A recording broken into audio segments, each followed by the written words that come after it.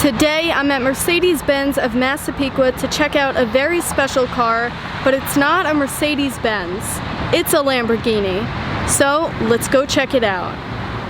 So here it is, a Lamborghini Huracan LP610-4 in Bianco, Monocerus. This car was recently traded in for a G-Wagon, that's why it's here for sale at Mercedes-Benz of Massapequa. This is the first generation Huracan, the first Huracan Lamborghini ever made.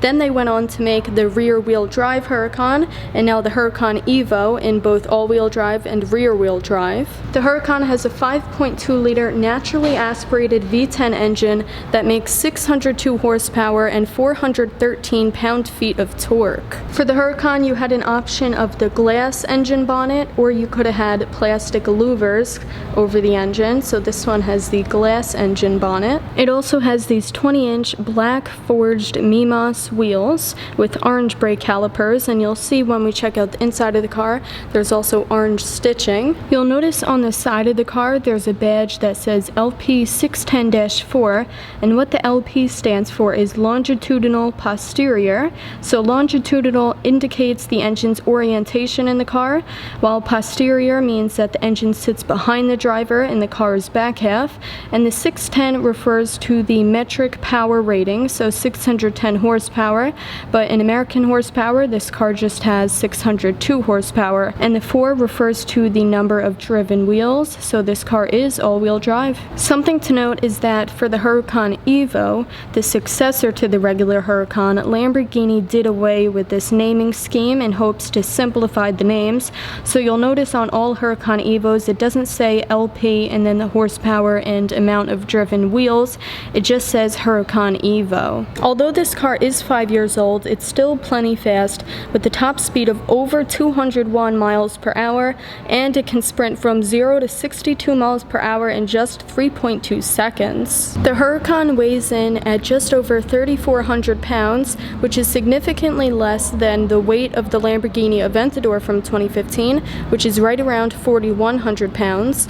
And the Huracan has a dual clutch transmission, whereas the Aventador has a single clutch transmission, which makes for brutal shifts. The Huracan's dual clutch gearbox is called the Lamborghini Doppia Frizione, and it was designed to eliminate shift lag. So you'll find this gearbox in all variations of this Huracan, including the rear-wheel drive and Performante models. When this car was new, you had the option of getting magnetic dampers, and without it, you just had the fixed suspension, which isn't very comfortable when you're going 75 on the freeway, so that's why a lot of Huracan owners opted for the magnetic dampers, and also optional was Lamborghini dynamic steering. Some of Lamborghini's design cues include these Y shapes and hexagons, so you'll see the taillights on the Huracan are actually a Y shape, and you'll also notice this across different Lamborghini models. So on the Aventador, the taillights have this Y design language, and you'll notice on the back of the Huracan there are tons of hexagons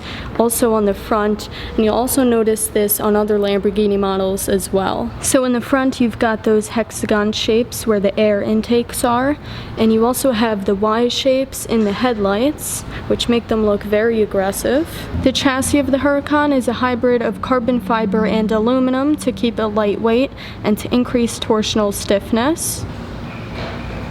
So now let's check out the inside. So when you unlock the car, the door handle here pops out for you to grab onto and open the door with. You've got Huracan written on the door sills, and this one has Lamborghini puddle lights. So right now I'm sitting inside the Huracan LP610-4, the first generation of Lamborghini Huracan, and something to note about this generation of Huracan is that Lamborghini didn't put any touchscreens in the center here like they did on the successor, the Huracan EVO. So the Huracan EVO has a big touchscreen in the center here, but the first generation doesn't have that. It only has a digital instrument cluster and this little screen here that displays some vehicle information. So taking a look at this interior, you've got a completely leather steering wheel with your Raging Bull in the center, the Lamborghini badge. You've got some buttons here. Everything you need to change the car's functions is on the steering wheel. So there's no stalks for your turn signals or your windshield wipers or your high beams.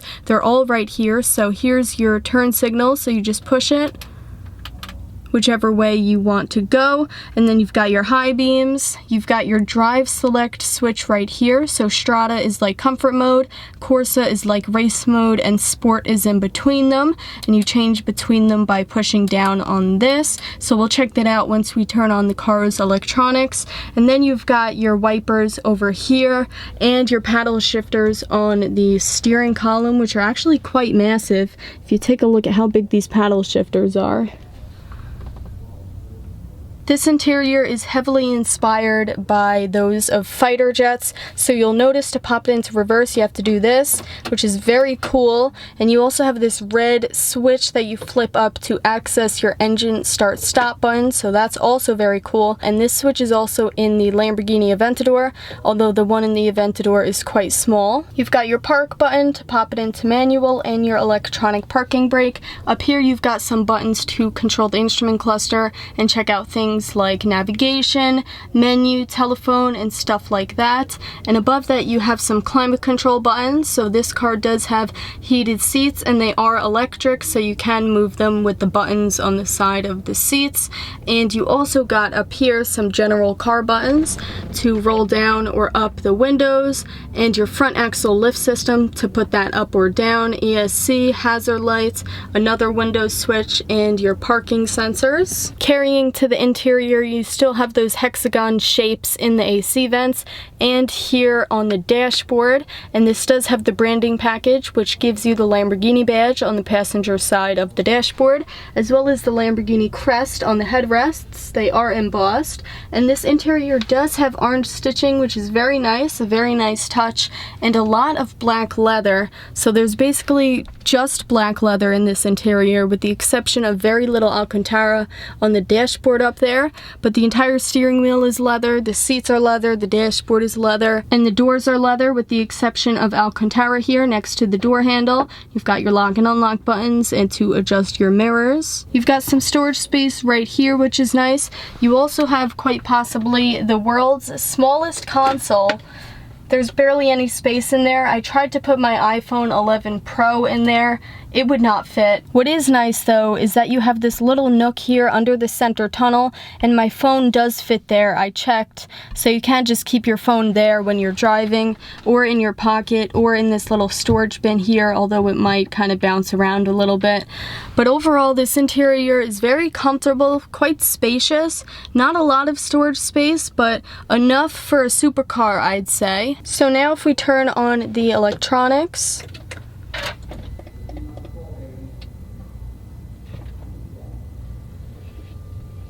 so on this little screen in the center here, you have some vehicle information like oil pressure, oil temperature, and the current state of your battery. And then in the digital instrument cluster, you have your tachometer on the left, as well as your current gear. And on the right, you can change what display you want to see. So here's an overview of the different displays you can show, like car, telephone, info, navigation, media, and more. So you can select them with these buttons here. So if I press navigation, it pulls up the navigation map.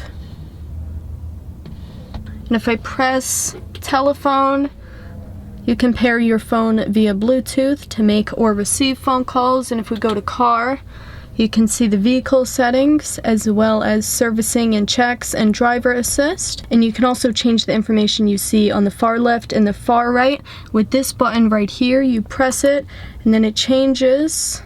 So right now it's displaying some different information, and if you press it again, it changes to your average speed and maximum speed, as well as some lap times. With this switch, you can change the drive mode from Strada to Sport to Corsa.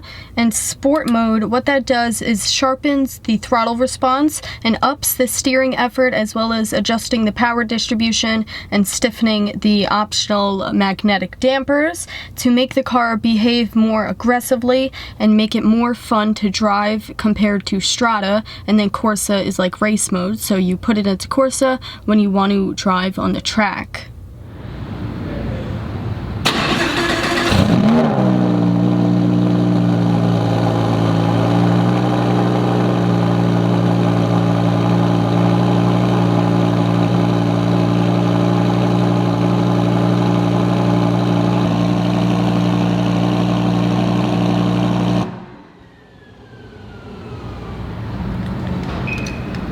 So that's the 2015 Lamborghini Huracan LP610-4.